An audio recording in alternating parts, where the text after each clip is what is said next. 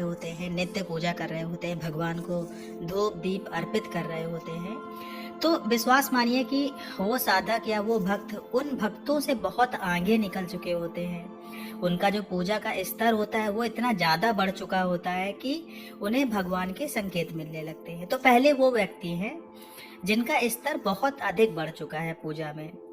पूजा पाठ करते करते उन्हें काफ़ी समय भी हो गया है, और ऐसा नहीं है कि पहले उनकी पूजा स्वीकार नहीं होती थी। पूजा पहले भी स्वीकार होती थी, लेकिन संकेत नहीं मिलते थे। देखिए, जब दैवीय शक्तियाँ शुरू में अपना आशीर्वाद देना शुरू करती हैं तो वो गुप्त रूप से देती हैं। आप समझ ही नहीं पाएंगे कि उनका आशीर्वाद आपको मिल रहा है। आपके कार्य बनना शुरू हो जाएंगे, तो आप ये भले सोच सकते हैं कि आपका लक बहुत अच्छा था, आपकी किस्मत में ये सब चीज़ें थी इसलिए आपको मिल गए, लेकिन ऐसा नहीं होता है। अगर आप नित्य पूजा से जुड़े हुए हैं, भगवान से जुड़े हुए हैं, अपने इष्ट देव से जुड़े हुए हैं, तो आपको संकेत भी मिलने लगते हैं और आपके कार्य भी बनने लगते हैं। तो पहले वो व्यक्ति होते हैं जो काफ़ी दिनों से पूजा पाठ कर रहे होते हैं और उनके दीपक में फूल बनने लगता है। दूसरे व्यक्ति वो होते हैं जो पूजा पाठ तो पहले से कर रहे थे, लेकिन उन्हें कोई संकेत नहीं मिल रहा था। पूजा पाठ करते करते उन्हें काफी समय भी हो गया था और उन्हें पूजा पाठ से लाभ भी मिलता था। ऐसी बात नहीं है कि उन्हें लाभ नहीं मिलता है, लेकिन जब उन्होंने मंत्र जप शुरू किया या अपने इष्ट देव का मंत्र जप करना शुरू किया या कोई नित्य जप शुरू कर दिया उन्होंने, जैसे भगवान भोलेनाथ का जप हो गया या भगवान विष्णु जी का जप हो गया या लक्ष्मी माता का जप हो गया या नवाड़ मंत्र हो गया, जो व्यक्ति इस तरह से मंत्रों का जप करने लगे उनके दीपक में भी फूल बनना शुरू हो जाता है। तो दूसरे इस तरह के व्यक्ति होते हैं जो नित्य पूजा तो करते हैं लेकिन साथ में मंत्र जप भी करते हैं। तो मंत्र जप करने से क्या होता है कि आपके अंदर जो 5 तत्वों से आपका शरीर बना है वो बैलेंस होने लगता है। उसमें एक तत्व अग्नि भी होता है, तो अग्नि आपकी पूजा स्वीकार करती है और जब संकेत मिलता है तो आप ये भी समझ सकते हैं कि भगवान आपकी पूजा स्वीकार कर रहे हैं। तो दूसरे इस तरह के व्यक्ति हो गए। तीसरे व्यक्ति वो होते हैं जिन्होंने पुराने समय का अर्थ यह हो गया पुराने जन्म में बहुत अधिक तपस्या की होती है, या ये कह सकते हैं कि उन्होंने पिछले जन्म में भी जप तप किया होता है। तो सबसे बड़ी बात ये होती है कि अगर आप जप करते हैं, तपस्या करते हैं, तपोबल एकत्र करते हैं, तो वो तपोबल कभी नष्ट नहीं होता है। तपोबल आपके अंदर रहता ही रहता है। जब आप किसी मंत्र को जपना शुरू कर देते हैं तो उस मंत्र की जो ऊर्जा होती है वो आप में धीरे धीरे करके समाहित होने लगती है।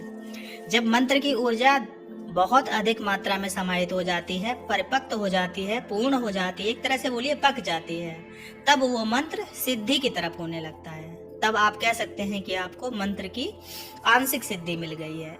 तो ऐसे व्यक्ति जो पिछले जन्म में भी पूजा पाठ से जुड़े थे या मंत्र जप से जुड़े थे या साधनाओं से जुड़े थे, तो उनका तपोबल बढ़ा रहता है और ऐसे व्यक्तियों के दीपक में भी फूल बनने लगता है।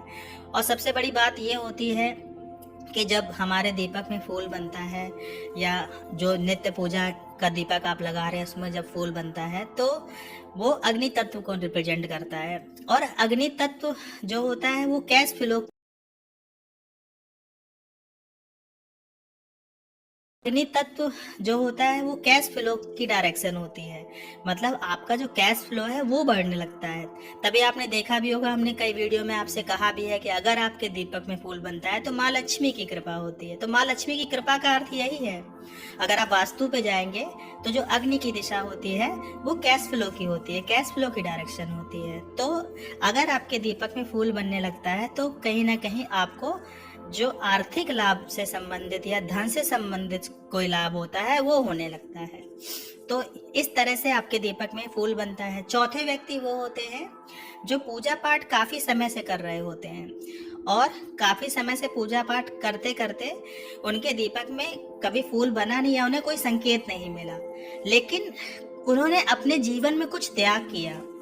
कुछ त्याग का अर्थ ऐसा होता है जैसे मान लीजिए कोई व्यक्ति नॉनवेज खाता है और मांस मदिरा का सेवन करता है और भगवान की पूजा भी करता है। बहुत सारे व्यक्ति ऐसे हैं जो ऐसा करते हैं। और आप ये सोचिए कि जब कोई व्यक्ति पूजा पाठ करते करते कोई चीज छोड़ देता है, जैसे मांस मदिरा का सेवन करना छोड़ दिया, उसने प्रण ले लिया कि हम ये नहीं करेंगे, तो ऐसे लोगों के दीपक में भी फूल बनना शुरू हो जाता है।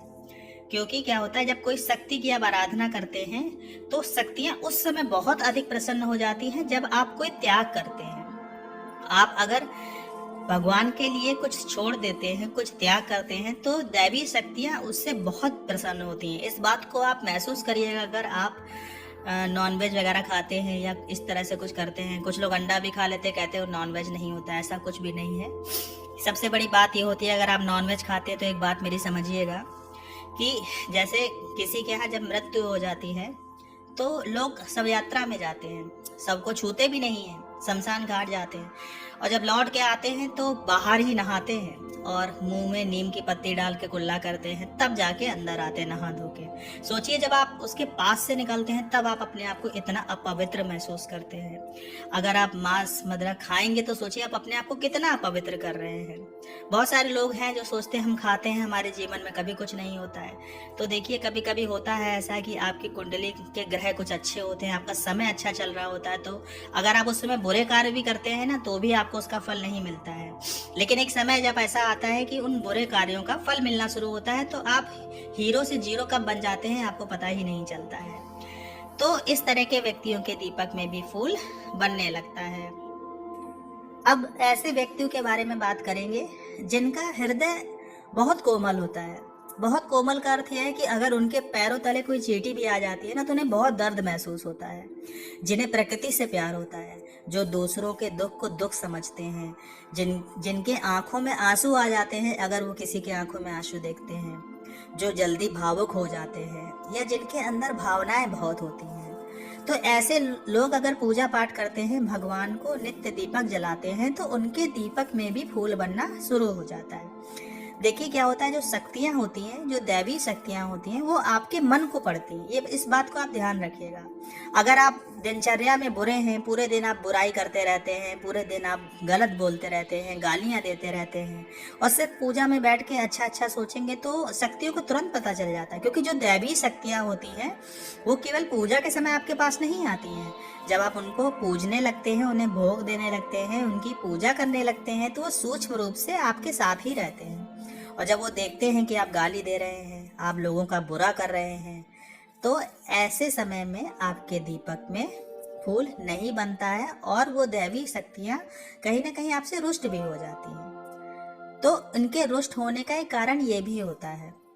तो जिनका हृदय बहुत पवित्र होता है, जो दूसरों के दुख को दुख समझते हैं और जो कभी किसी का बुरा नहीं करते हैं, जानबूझ के बुरा नहीं करते, ऐसे लोगों के दीपक में भी फूल बनता है। तो आज हमने कुछ ऐसे लोगों की बात की जिनके दीपक में फूल बनता है।